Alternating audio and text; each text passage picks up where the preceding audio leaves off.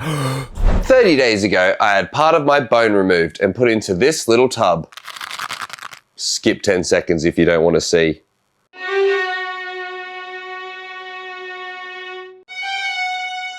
Look at that, they took out quite a bit. It's been 30 days and today I'm going to do my first backflip.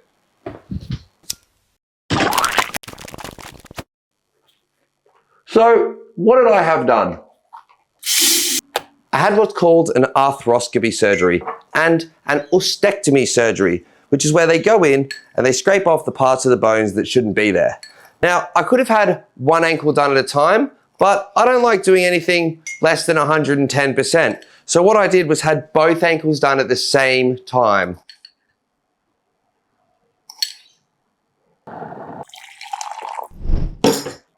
The surgery took about 1 hour each foot, so it was about 3 hours that I was unconscious total. And when I woke up, I was in quite a lot of pain. It's pretty invasive. They cut into the side of both your ankles and shave directly off the bone. They say usually it's about 6 weeks to recover from that sort of little trauma, but my physio and my specialist said I'm on track for 4. Indy, so what are those unnecessary parts and why do I have them?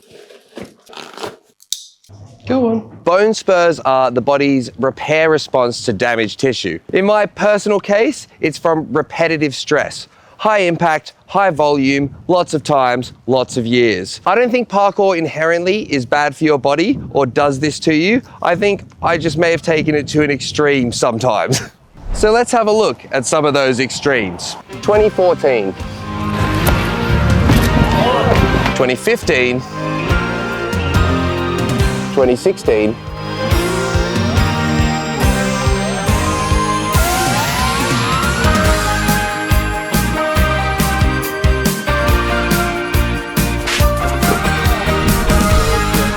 2017. Oh my God. I don't get what's going on. 2018.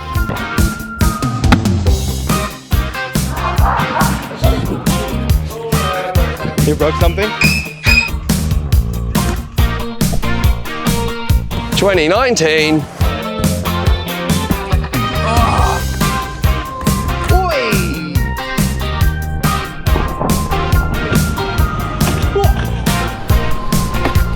Honestly, I pay a lot of money to get Dom's ankle. 2021. Oh yeah.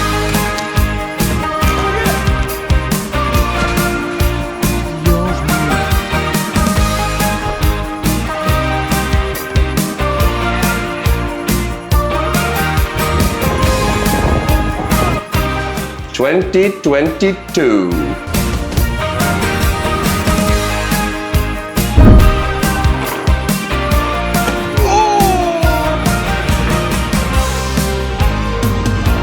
And the last year that I could do real damage to them, 2023.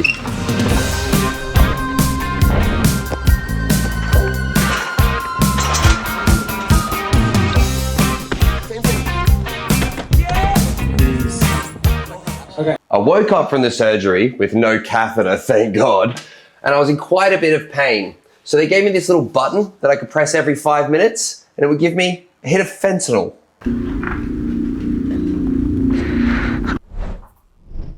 Before we go out for the session today, let's quickly recap the last 30 days and see what progress we've made. Day 1, I could only really take excruciatingly painful steps using full weight bearing on the crutches. I felt like Jimmy from South Park, just like, Day 2, I mostly just slept all day. I mean, we're a long ways off doing a backflip at this point. Every time I showered, I'd have to like put plastic bags over my feet and sit on the floor like this. By day 4, I was going a bit stir crazy, so I headed over to my mate's place. He has a pull-up bar, which was nice because I was able to get a little bit of exercise in just early days, start to get the blood flowing again. But exhausted by that one little outing, days 5 and 6 were spent back on the couch, pinned down by this ferocious creature. That night we had a premiere of The Amazing Race, a TV show that I was on with my best friend Marks here in Australia. I'm gonna make a video all about that experience, subscribe for that. But I discovered that I could dance. And scientifically speaking, dancing is one step closer to a backflip. Nothing eventful happened for a couple of days until the 11th day where I could put shoes on my feet again. Jeez. Day 14, and at this stage I was getting really bored. The only thing that I could do to entertain myself was play with my little doggy.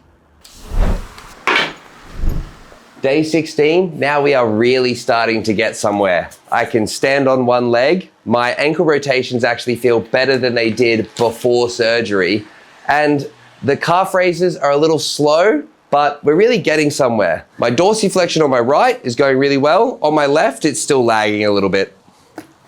The thing is, all of this training, very boring.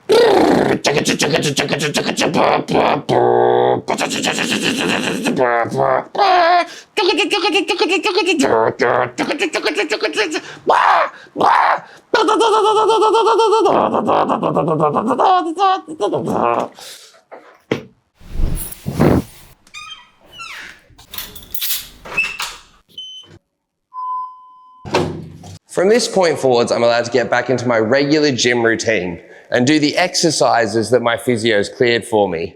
Apparently, you don't need your ankles to bench press. Personally, I prefer to get back into training during recovery over just sitting around and waiting to heal. I think giving yourself blood flow and getting yourself in a healthy state is the optimal way to get into a good state of recovery. Day 19 and I can run again. Well, whatever this is. Whee! I even got to do a few small jumps. No pain, zero impact, and even a cartwheel. Day 21, and it's taking me every ounce of self-discipline I have not to do more jumps. I can do some light conditioning. Oh, you poor little thing, I abused you for the shot, I'm sorry. Day 22, and I'm getting much more range of motion, and the physio has cleared me for light movement. Let's go.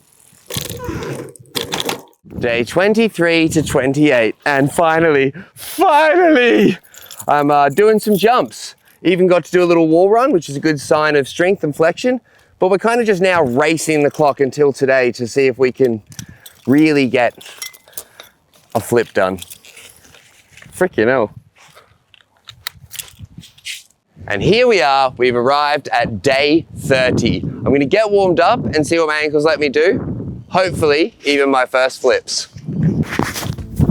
Oh, she's a bloody scorcher.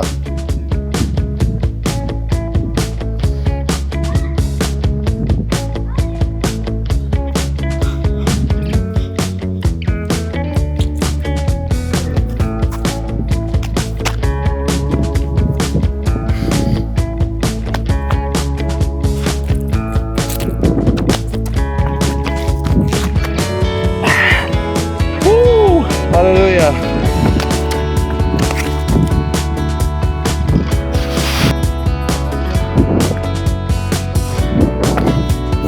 All right, now I'm feeling a little bit more warmed up, so let's get set up here by the sand and I'm gonna try and do a backflip.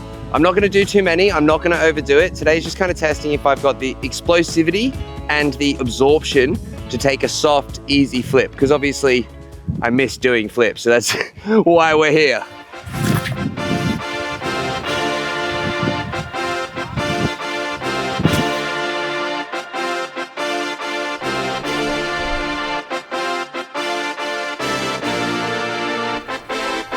Landing, good power. All right, 30 days ago, they chopped off part of the bones on both of my ankles. And now, I'm gonna do my first backflip. Come on. Easy, done it 20 billion times.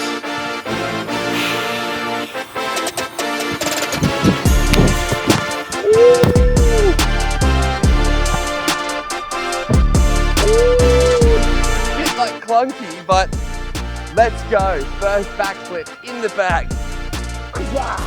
Come on! Yeah! It's not much, but really, it's everything. And this is just the start of the journey back up the mountain. Subscribe to the channel for more, and of course, say hi to your mum for me.